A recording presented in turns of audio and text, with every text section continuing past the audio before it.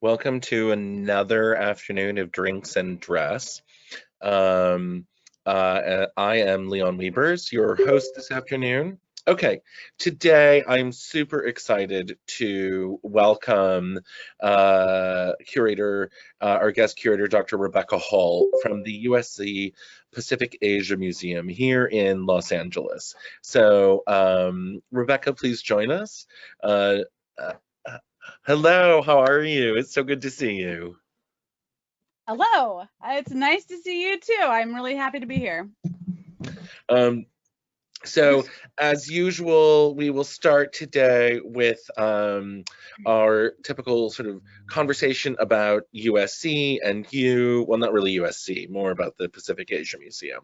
You know, since I'm an alum of UCLA, we won't go down that path. You and me both. Woohoo!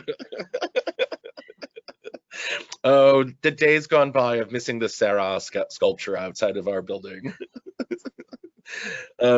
So Rebecca, so first of all, typically we start off with a bit of an introduction about you, and we'll do some digital walkthrough or about your collection, which is one of my favorites in Los Angeles. It's such a beautiful, lovely building that you're in, and you have a really rich collection. So I'm really excited to talk to you about it today, not only because of my background in Korean dress, but because of also it's just in a beautiful part of Pasadena.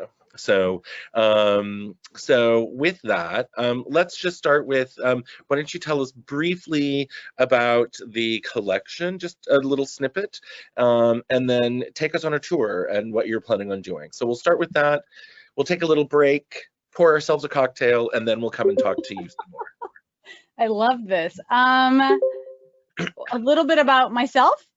Yep. I'm terrible at, can you tell I'm terrible at following directions? My apologies. Should we pour the cocktail first? Well, let's just say that I live in Echo Park in Los Angeles, which was one of the centers of Dodgers celebrations last night. So it was pretty loud in my neighborhood.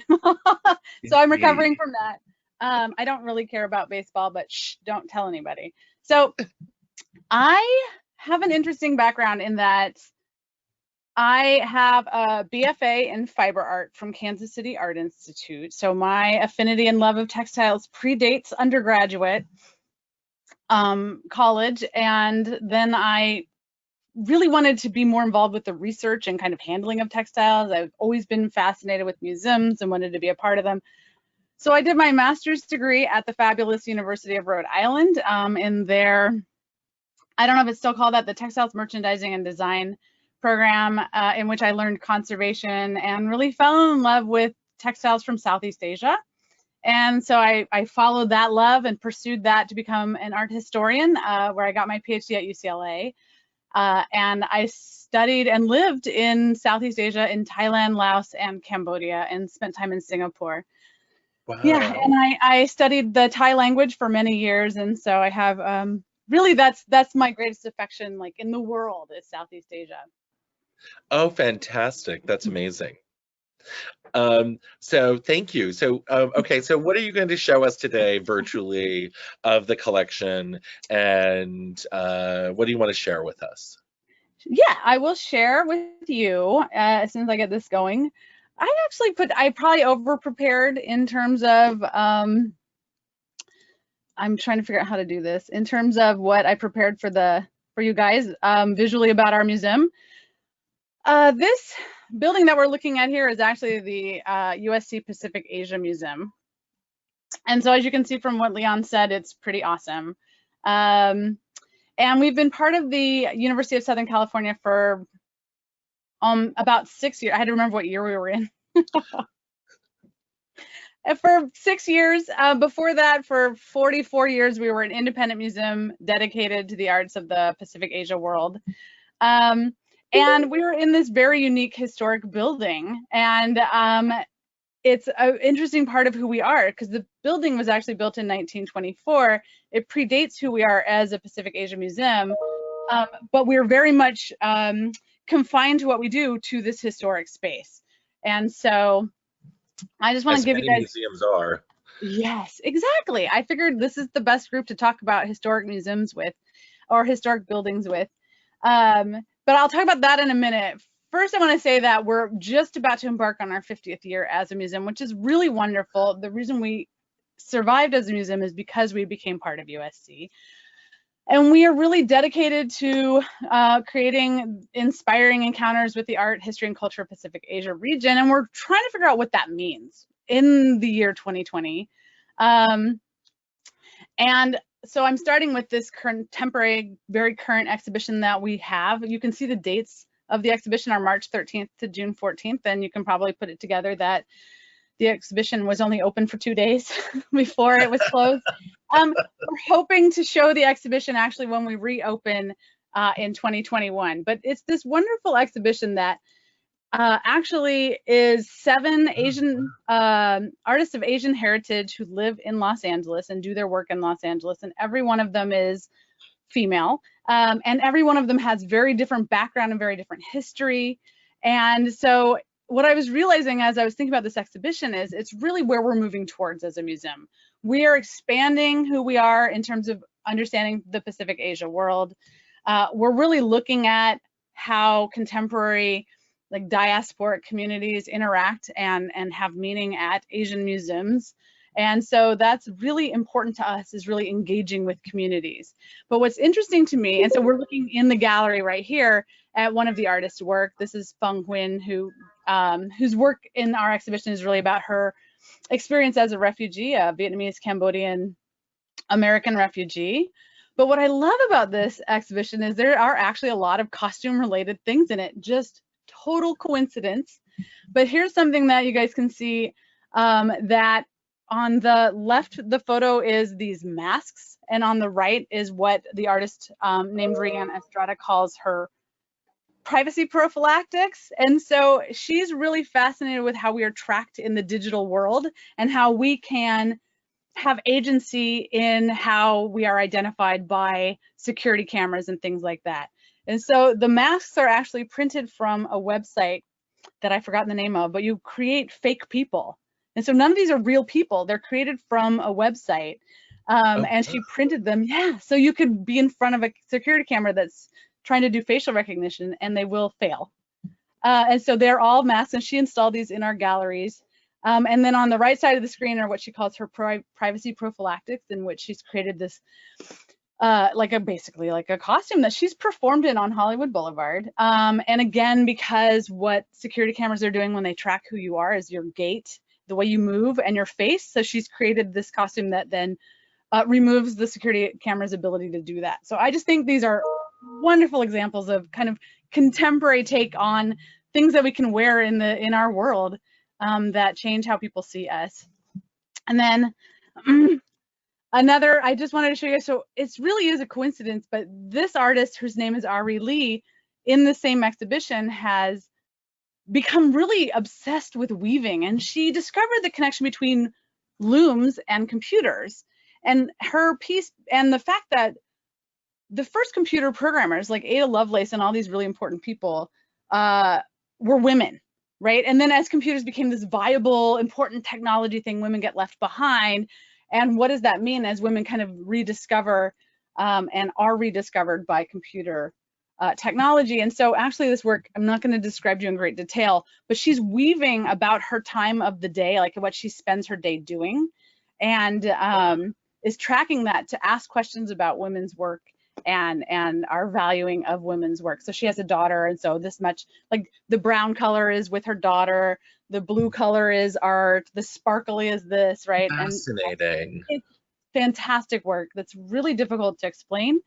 But when she first started explaining to me, I was there because I have a weaving background. I have a historic kind of textiles and costume background. So I knew exactly what she's talking about. So it's a really interesting approach to some of the issues. What kind of loom does she use? Do you know? She started with, she had I think a tabletop 4-harness. Then she got a floor 4-harness frame loom. So she was doing things, and she got so into it, she was doing 8-harness. She bought an 8-harness loom, and she's continuing like just active in all these different weaving groups in LA and teaching weaving now as this kind of exploration took over her kind of artistic practice. One of the people in the chat room have mentioned that it's sort of like how Apple breaks down your screen time for you. Like, Exactly. That's such a, I'm gonna have to tell Ari about that. That's a perfect analogy. And so this is what we're looking at on the left is 1 week of her time. So each oh weaving, wow, and then the weaving on the right, so she has a series of weavings. The weaving on the right is actually called Ada Lovelace, and it's connecting the early programming cards to the Dobby looms. And so she's weaving what those cards look like. So I just want to kind of show you that. I'm going to interrupt. Pardon me, but we have a question from someone in the audience about what was her background before she got into weaving. She actually, she was an artist. She actually does a lot of technological work, and she does a lot of consulting work. I think she worked in Silicon Valley for a while with, gosh, you can tell that's not what I do, like with technology companies. Felt kind of a disconnect in that, came to LA and has worked in museum consulting, but has maintained an artistic practice. And so I was interested in her. She did a video called Bojagi, which is looking at a Korean textile that Leon is familiar with. And she did this for the Asian Art Museum of San Francisco. She actually took video. I'm not articulating this well, I apologize, but she took videos that people gave to her from their families that were Asian American families throughout the 20th century of documentation of daily life, and created this collage, powerful, incredible video connecting daily life of Asian Americans to this kind of textile of heritage and belonging.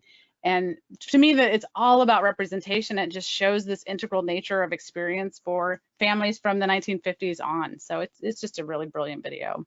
That's fascinating because the history of Pojagi and how it is made, it's really scraps of pieces, leftover bits and pieces that are sewn together with really tiny stitches to create a larger collaged object. So yeah. And I want to mention to the audience who are with us today that part of the reason that we are going through PowerPoint and video stuff today is that the museum is under construction, hurrah, which comes with all of its own proclivities and irritants and whatnot. So we'll talk more about the construction and what Rebecca is going through and her colleagues are going through after we pour a cocktail, because I'm sure she needs one for that. So that's perfect. Actually, your timing is perfectly on, because that's exactly what the next slide is about. I was going to say the reason I would love to take you guys through the museum. I really love our museum because it's so unique. We've got this historic building. We've got some wonderful exhibitions up, but actually we can't go because they're replacing the pipes and doing HVAC work. So I have this wonderful little video that our videographer who we work with created for me. That's this really playful, it reminds me of what we were doing leading up to this We Are Here exhibition, which is why I told you about it. And so to give you a sense of why we love our museum.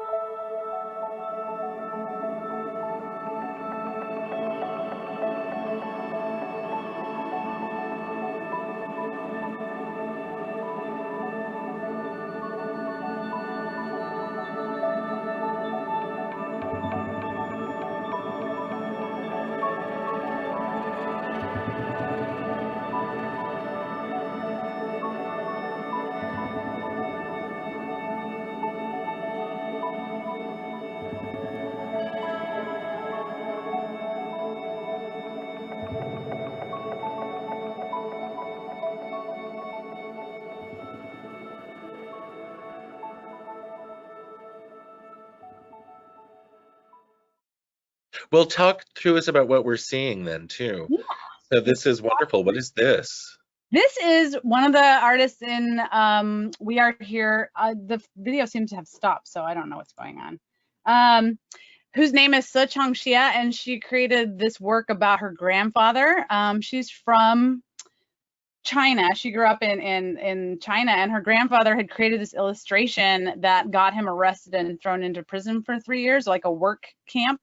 And she had only learned about that as an adult, and she was really fascinated with that. So she created art about it. This is Ann Lee's work. So these are all artists from that really wonderful exhibition.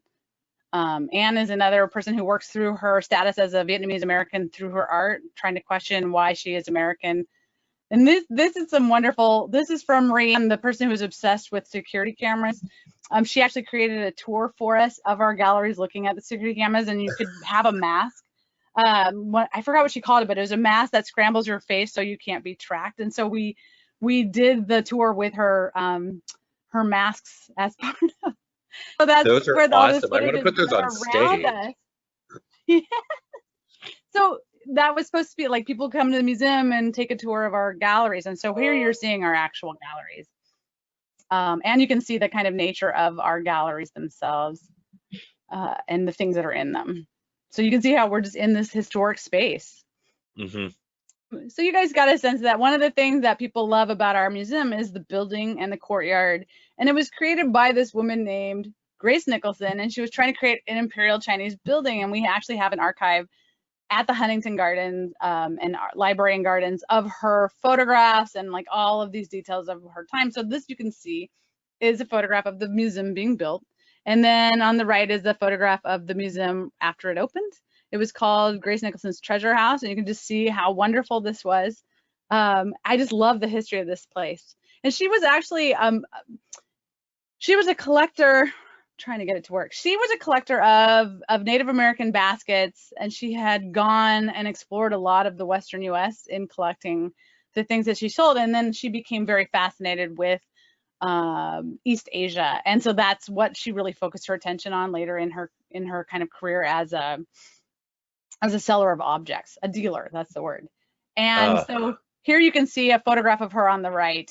And she was this Pasadena fixture. She was a woman really forging her way and creating this stuff on her own. And one of the things I found in the archive was of people trying to talk her out of building the building because they thought it would take all her money and not be a success.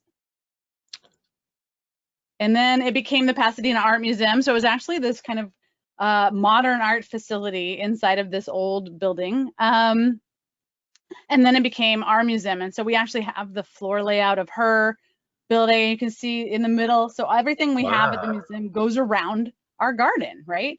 And so you can see how she used the space. And we've got 2 floors, and then we have a basement. And I'm showing you all this because the first floor is all of our galleries. And so what you see on the right is kind of, if you were to walk through our galleries, what it would be.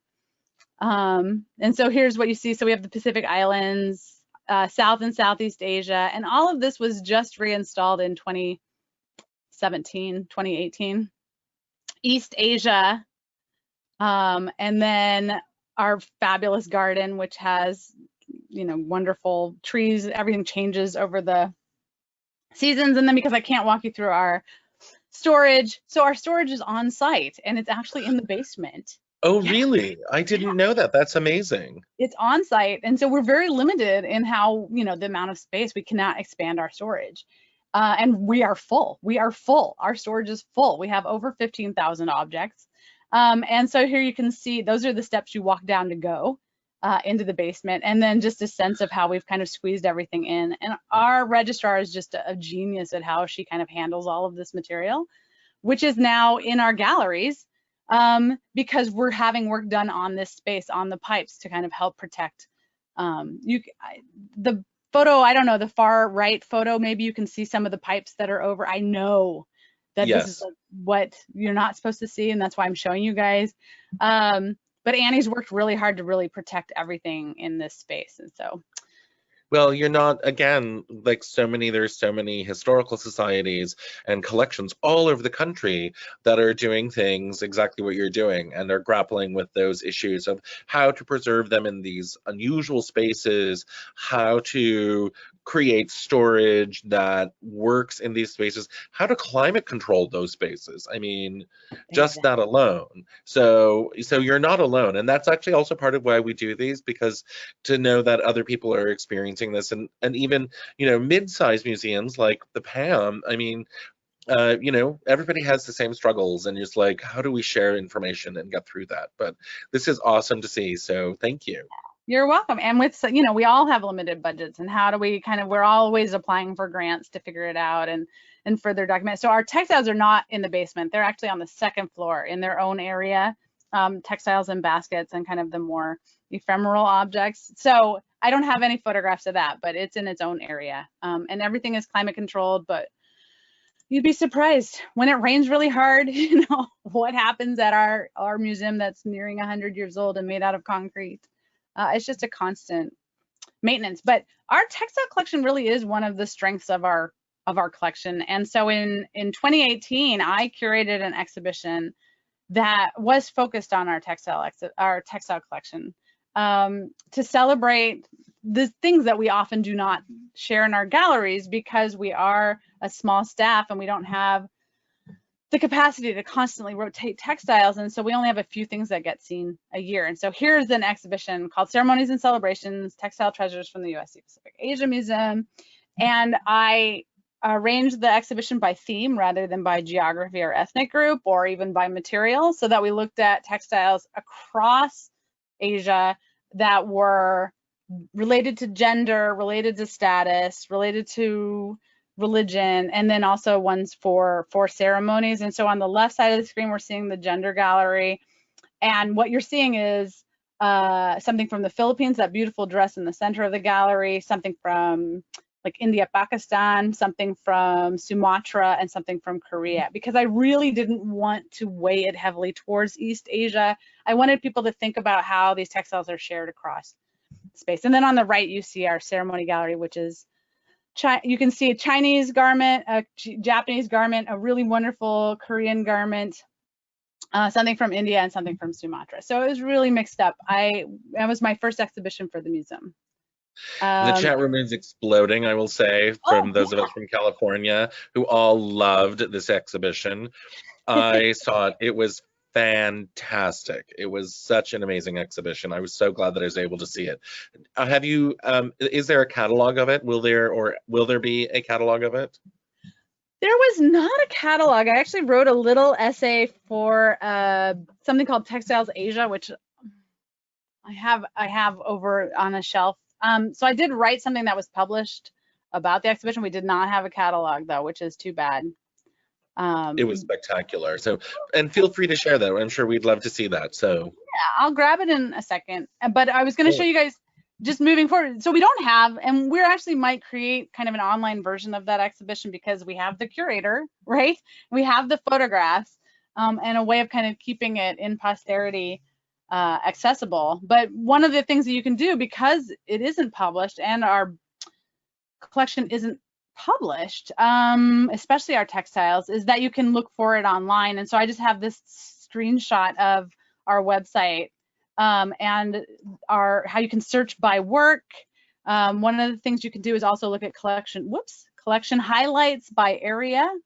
And what's really fantastic. great, yeah, it's great. And one of the things is our attention has been focused, again, thanks to our registrar, Annie, on photographing our East Asian textiles. So most of our Chinese textiles are photographed, and the next project is to photograph our Japanese textiles, and then that's going to give us a lot more opportunity to put them out in the world, because they are really unique.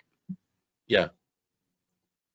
And this so is amazing, and one of the things, it's interesting that you bring that up, because one of the things that CSA has been working towards, we just started this year, was a pilot program, actually last year, a pilot program in digitizing garments and textiles, wearable objects. And so that was funded by the CSA endowment, and we did a pilot program. We currently are in an NEH grant waiting phase to hopefully to hopefully be funded. It's called the Digital Angels, and so Mm-hmm. we'll then be able to help train collections on how to properly do this. My colleague Monica Sklar and I are leads of that. And then the second project that we're working on together is also a sort of searchable database or portal, for lack of a better word, where all these things can then come together so we can find them more easily. So I love that you guys are talking about that, because it's the hot topic right now, especially during COVID when no one can go see something. If there was anything that drive home the point of the importance of digitization, it was COVID, right? Oh, and I saw a question from Linda Welters, one of my favorite people. One of my favorite CSA members is the dress from the Philippines, piña cloth, and it is good eye.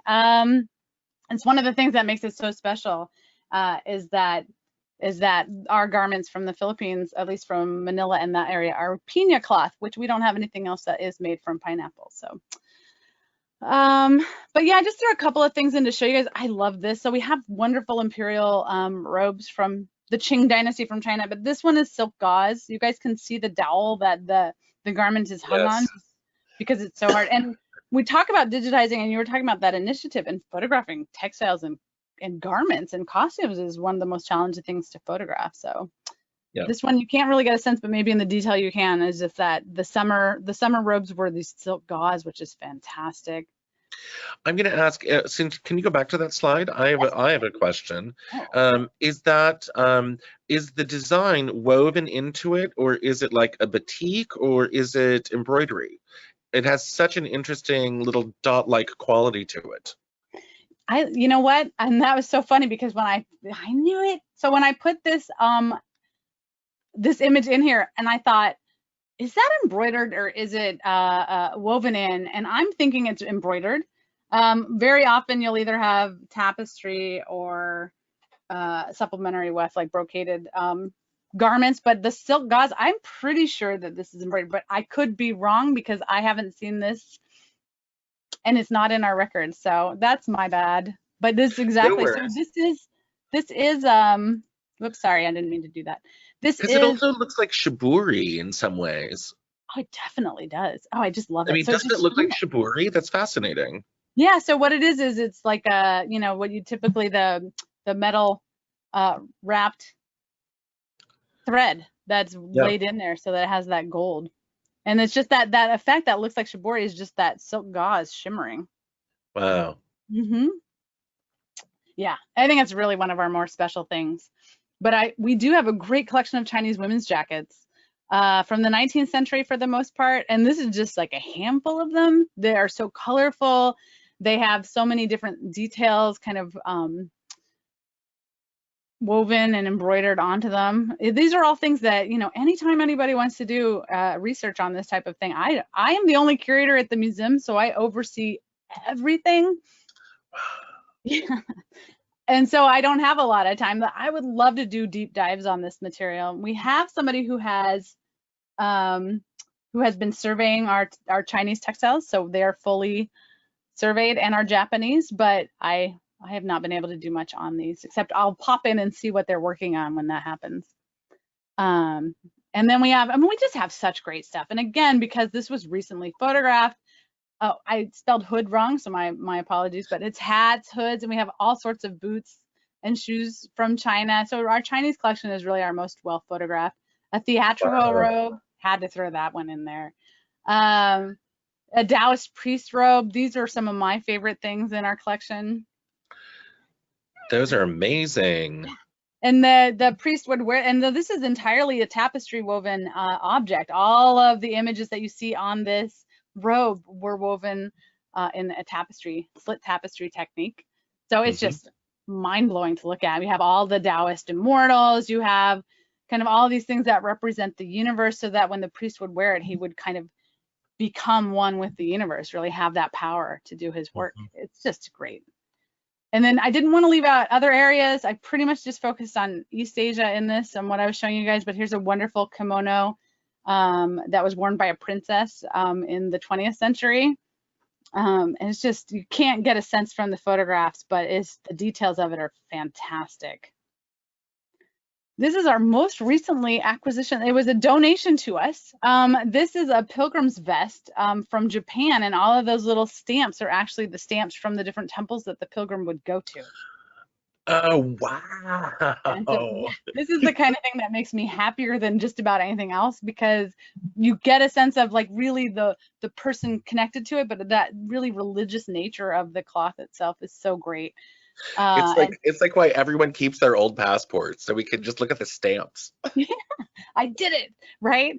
And I've read, and I haven't done any research on it, but I've read that these would be worn then, these would be worn in a funeral they're placed on the corpse in the funeral as a way of kind of helping them transcend to heaven, which is part of Buddhist belief. You want to be reborn in heaven, it's just a much better life. And so I just want to show you guys kind of how these are worn. They're either have sleeves or they don't. Ours is a vest.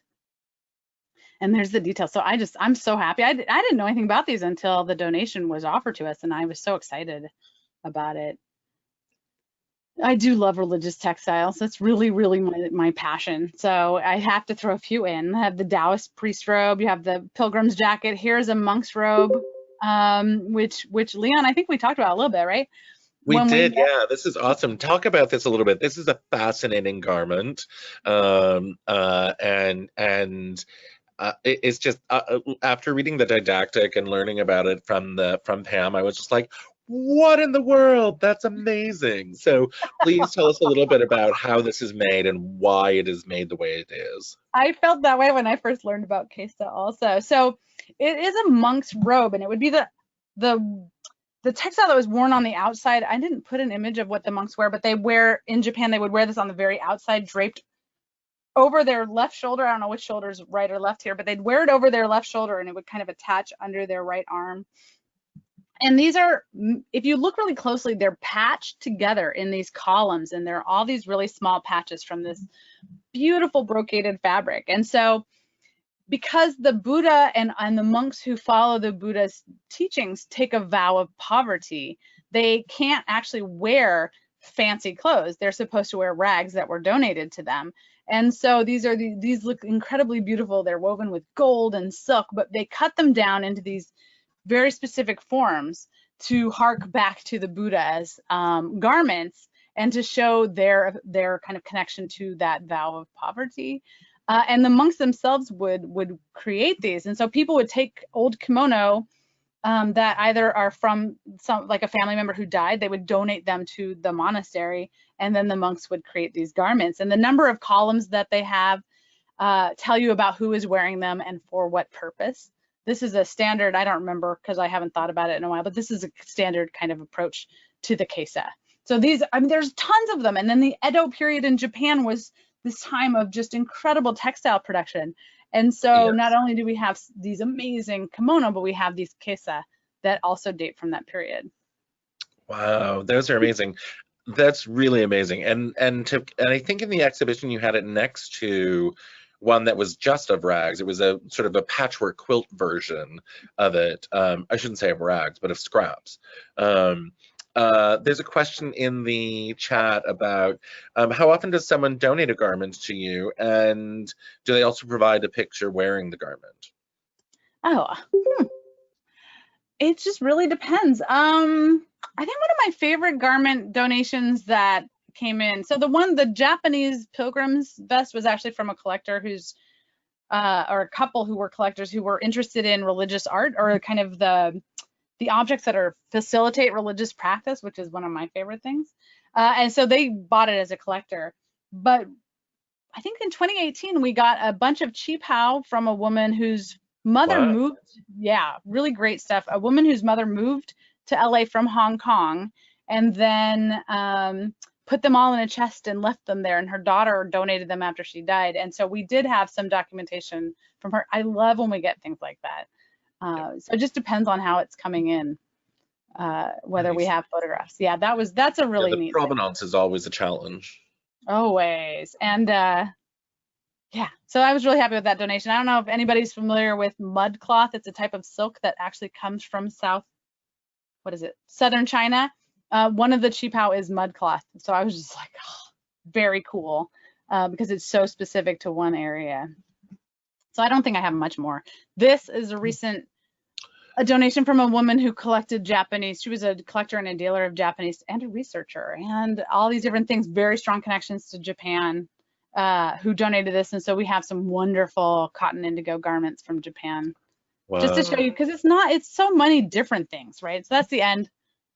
That's just barely a taste of what we have. We do have South and Southeast Asian material as well. I just thought I would focus on East Asia because it's the bulk of our collection. Thank you. That's amazing. And I'd want to say, like, looking at the building in this perspective, it feels like it's more Thai influenced than Chinese. Oh, the building? Yeah, the building, given the like really elaborate curls at the ends of the roof points. I had never thought of that, and that is so funny since I spent so much time in Thailand, or used to. But yeah, what's so funny is this is 1920. The woman, Grace Nicholson, who commissioned the building, and the architect that she hired, none of them had been to China. It's not like they could peruse the internet or have real access to images, and they did their research. I have pages of them discussing these things, but yeah, so this is kind of their interpretation of it without having ever actually seen what it looks like. And that's exactly the clue, right? That you're not looking at a Chinese building or those crazy roof points. The roof is amazing. It's really awesome. I've always walked up to the building, so I've never like stood across the street and looked at it from this perspective. So it's really fascinating to see this. Okay, so is that the end of your presentation? Should we? Yeah, I didn't want to bog you guys down with too much. Let's do that. I am now going to shake the little cocktail shaker as we're ready to go. And today's cocktail is a Japanese mule. And again, a shout out to Ann Wass for the virgin mule that she is providing to us. I am not putting it in a copper cup, but I am going to don that, add my little ginger beer to it right here, and I've decided to put it in something a little bit more transparent. So cheers. Cheers. Do you want me to stop sharing my screen? No, you can leave that up. That's fine. It's very pretty. So cheers. Cheers. I have just a pour it in a glass. I'm not nearly as fancy as Leon here. Ooh, that's delicious. Okay, so I have a few questions, and then we'll continue to open it up. Thank you for putting the recipe in the chat for everyone. So Rebecca, first question for you, or maybe actually, I want to see your face more. So go ahead and stop sharing screen so we can look closer together. I think is better. I have to figure out what I'm doing now. How do I do that? You can hit escape and stop share. Or... Oh, here's a big square. There you go. Boom. Okay, so a couple questions to start off. So you talked a little bit about your background, and given where we are in the world today, tell me how does a white woman become the person who manages an Asian collection? I think it's just my dedication to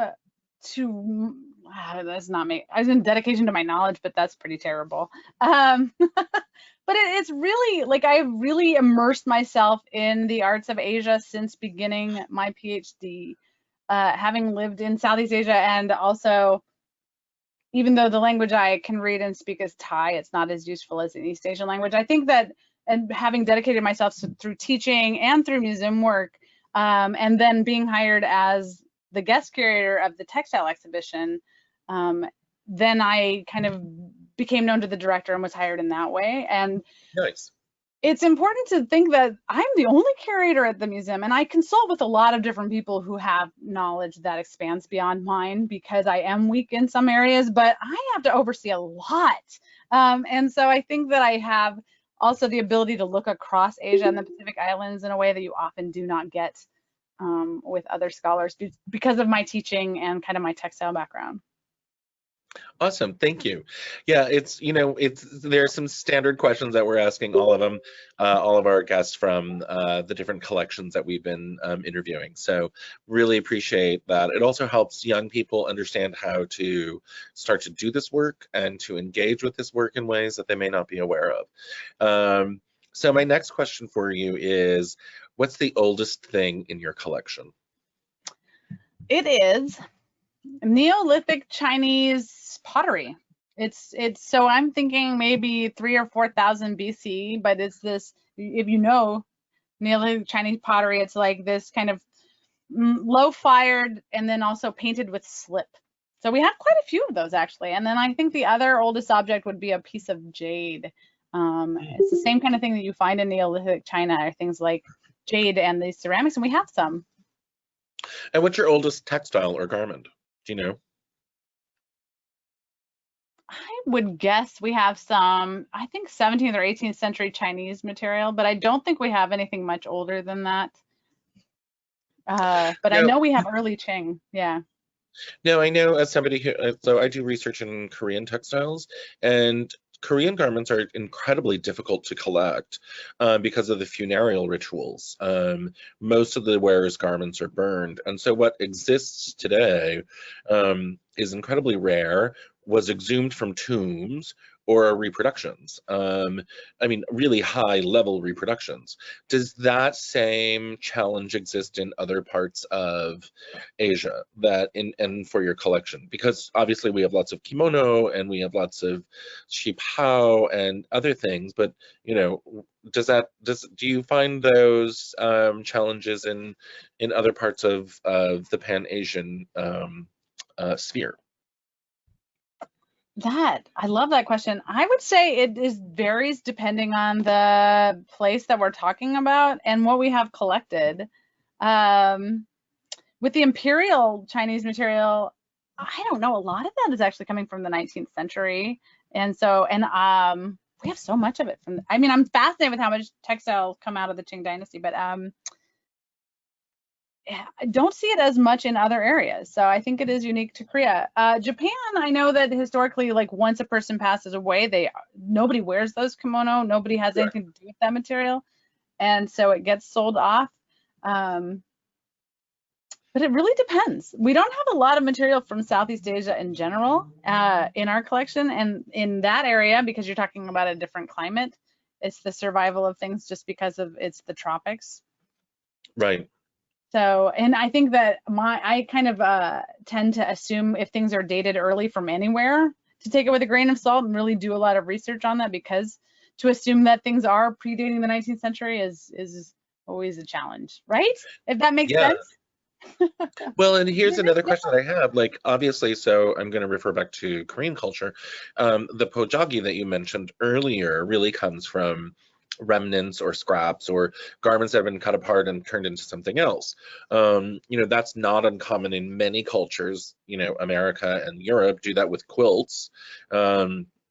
And so, but pojagi are very different. They're actually utilization cloths. I mean, sometimes they wrap presents or gifts, and sometimes they're just simply laundry bags. So, does that exist in like Thai culture and, you know, that sort of recycling of clothing into that way or textiles into that way?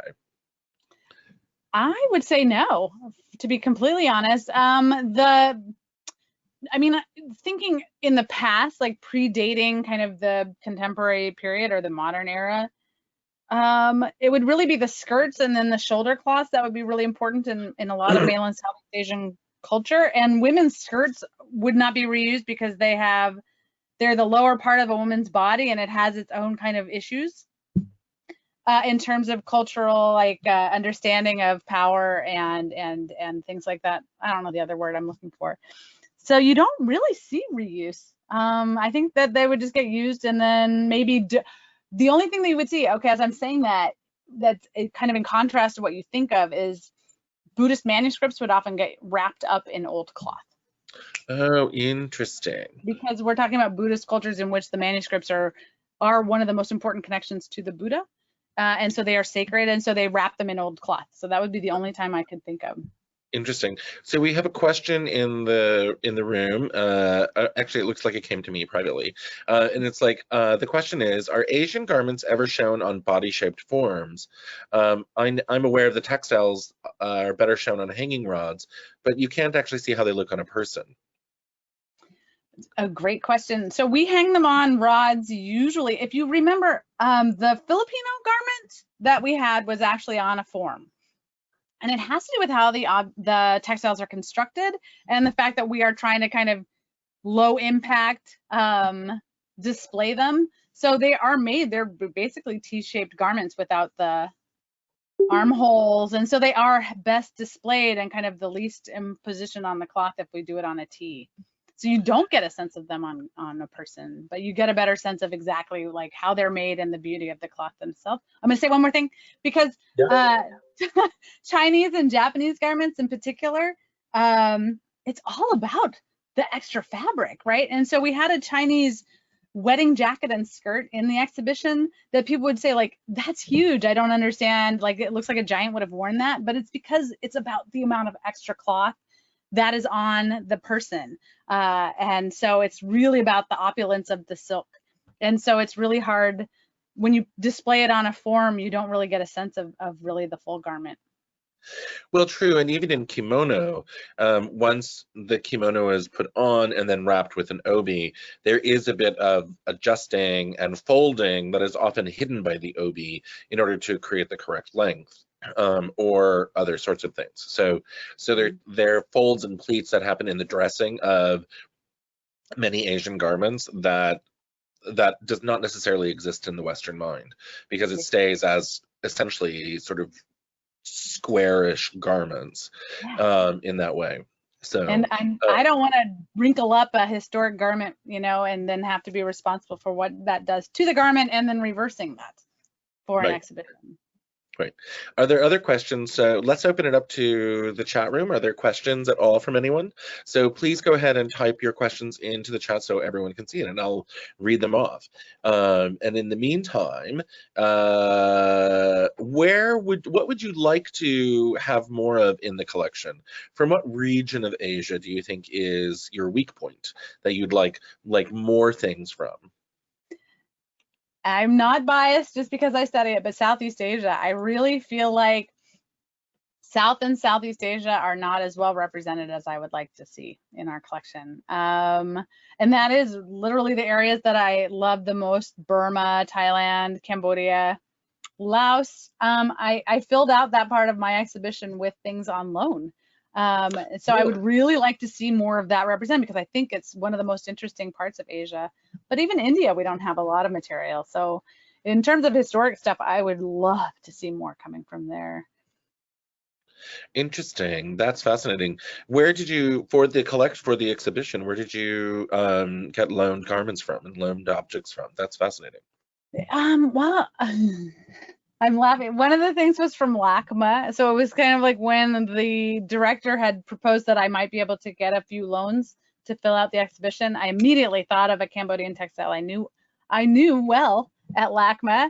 And then we got a couple of pieces from the Mingei, or did we get one piece from the Mingei, which is a museum down in San Diego, and then one from a private collector. Oh, nice. Oh, and then no, two from private collectors. Nice.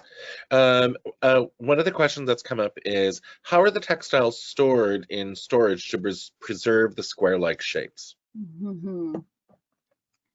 Well, they are folded minimally, basically. So they're flat and in boxes in our acid-free everything, and then we fold them as little as possible, padding the folds with as few things in the boxes as possible. So I'm going to elaborate a little bit on that. So if you imagine a kimono and it's laying flat, sort of the first way is to fold a kimono or to fold the sleeves in on top of themselves over the chest of the garment, and then the rest of the body up over the top of it.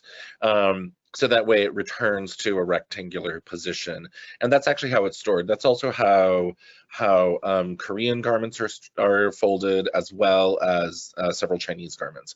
Are there any minority or tribal textiles in the collection?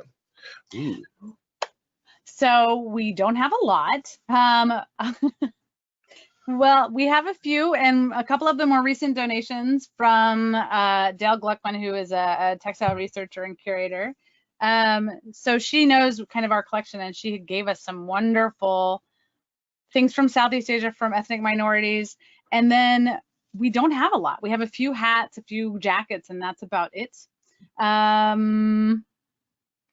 I would like that. So when I did the ceremonies and celebrations, actually, I had a gallery that was all Meow textiles from Southwest China, but it was all on loan. So it was kind of nice to be able to do that.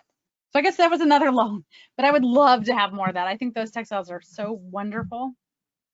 So since you're kind of at a, you know, maxed out portion, and you're not really actively collecting, are you deaccessioning things to make space for that? Is USC in its ultimate wealth and wisdom going to like provide you with a larger, more fabulous storage facility? Or do they have to? Oh, well, I'm not going to say that. Never mind. Oh no! Oh, now you have to say it. No. I'll ask you this question later privately. Okay, I understand. Yes, well, I don't want to be trapped in my answer, but it's really nice to have everything on site. Like, I think that is when we are at the museum and in better times when there's no pandemic or no, you know, pipe work being done. It's so nice to be able to find what I need and go see it immediately. So I don't want to move things off site. There is a possibility, because we are not the only museum or collection that USC has, of doing something that kind of unites all the collections, but that's just talk right now. I would like to keep it on site. And we are talking about a deaccession process and what that means, because we do have too much stuff and we don't want that to hinder us from collecting. Since I'm working with contemporary artists, some of the contemporary art that's important. And so what does that mean? Do we want to look for duplicates, or I'm personally interested in just finding things that we will never exhibit, because this collection is a strange one in that it really is donations over time from different people, and the museum has changed over time. So we do have things that I can't imagine are really of any value to us as a museum. So we are figuring that out right now, because it is an urgent discussion point. Since you're in the midst of that, do you have any, are there any sort of pre-existing conditions from the woman who sort of started this whole extravaganza? So this is a two-part question. Like, I mean, I'm thinking about something like the Isabella Stewart Gardner Museum in Boston. Like, that is a personal collection that cannot be, there can be no new pieces added, or nothing can be given away or deaccessioned, and if so, the whole thing has to go. So I'm wondering if there are any unusual proclivities with your collection, and how much of the collection still is original to the founder of the museum or the maker of the museum. I am so glad you asked that, because I didn't clarify at all that in fact there's a disconnect between our museum and the person who created the building. So Grace Nicholson collected things and had artists come and live with her and had this really active thing, and she wanted the museum to be used by the city of Pasadena. And it actually became the Pasadena Art Museum, where it was the Modern Art Museum that actually became the Norton Simon and moved off site. And so there's this gap of, I want to say 15, 20 years that we don't have a direct connection to Grace besides her building. And so the museum was founded in 1971, and it was just a whole different thing. So it's like the building is all about her, but the collection has nothing to do with her. We just happen to be in her building. Wow, interesting. So how have you amassed the collection? Has it mostly just been private donation and some accessions over time? There was a period of time where we certainly did actually purchase things. So I only know that because when I look at it, it'll say museum purchase. But for the most part, it's donations. And we had a director at our museum for a very long time who had great personal relationship with collectors and donors. And so some of the best things in our collection came from that director and his relationship with others. And then, yeah, just Pasadena people who collect things, or larger LA area people who collect objects from Asia and the Pacific Islands. Well, we have a very large and diverse population of Asian communities in Los Angeles in that way. So my next question for you is, and I've just forgotten what my next question for you. I had a really great question. No, I don't remember it. Oh, I do. So how much of your collection is based in textiles and garments, and how much of it is based in three-dimensional objects or painting, paper, other museum things, because you're a museum that collects, you're not focused solely on garments and textiles, but you do have a collection of other objects. Yeah, we have just shy of 3,000 textiles. And Wow. then I think that's about the estimation that I remember. And then we have over 15,000 things. So 1/5, maybe 1/6 of the collection is textiles, which is still pretty good. Mm-hmm. We have a lot of paintings. We have scroll paintings and paintings on silk and paper. We have tonka. We have a lot of sculpture, and we have a lot of ceramics. Now, our ceramics really is an outstanding collection, and a part because of that director I talked about having really great relationship with local collectors. Because we often hear the, like, you know, we went to LACMA first and then we approached you. We always have to compete with our neighbor, but so we have really great, our ceramics might be one of the things we're most well known for, but I want us to be more well known for our textiles. So you do have some really fine celadon, I can say. And another aspect, do you have also objects of dress, meaning things like netsuke from Japanese dress, or hairpins and combs and things of like that, or fans, things of those that are really connected to not just wearing, but the accessories of dress? We do. We have some wonderful netsuke and just a few things here and there, like really wonderful hairpins, and that's why I should have brought some of that stuff in. I don't know the specifics of it, but I know we have some wonderful things from East Asia. I know we have a bunch of netsuke on exhibition always in our permanent galleries, but the rest of it is kind of here and there. But we do have those accessories as well. Yeah, netsuke are particularly easy to store and exhibit because they're so small. I know LACMA has a very large collection of them, and actually LMU in our archives and special collections has a really strong collection of netsuke. So actually, we have a Chinese court robe that I may ask you to advise on. Oh, hey. Yeah, so odd things in our library collection. Okay, so we are very close to time. I would like to see if there are any other questions from the audience for this. And Rebecca, do you have anything you'd like to add or say, or as we wrap things up on our cocktail hour of Asian Pacific Museum textiles and dress? Just, you know, that, I don't know, just the kind of the things that I've already emphasized, in that we do want, I have particular affinity for the collection, but because it isn't well published and well known or well exhibited, that if you do know people or you are aware of people who are interested in researching some of this material as a project, I am always open to it, because that's the best way to get it well known. So we have this stuff sitting there we love having in our collection, but the next step is really kind of putting it out there for everybody to see. So, you know, that's why I'm so excited to share it with you guys, is kind of help to get it more well known about what we have. We are so excited that you agreed to participate with this. This is our third version, or third edition, excuse me, of Drinks and Dress, and it's been really delightful and wonderful. I want to thank you, Rebecca, for all of your time today, and I'd like to thank everyone for coming and observing and viewing and participating. Please follow the Costume Society of America on Facebook and Instagram to make sure that you hear about our upcoming episodes of conversations on dress, specifically the upcoming oral history with Tina Bates.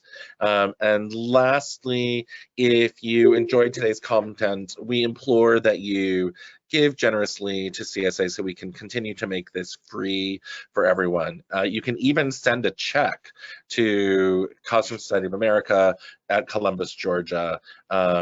And we're happy to take all of them. So thank you all so much for coming. And Rebecca, thank you so much for your time. This has been so much fun, and I'm certainly gonna. When do you reopen? Actually, when are you done? Hopefully in this February, I think is what we're thinking. That's when all of our projects will be done. So, you know. Oh, well, we'll have to. You know, but the future is such a strange thing for all of us, right?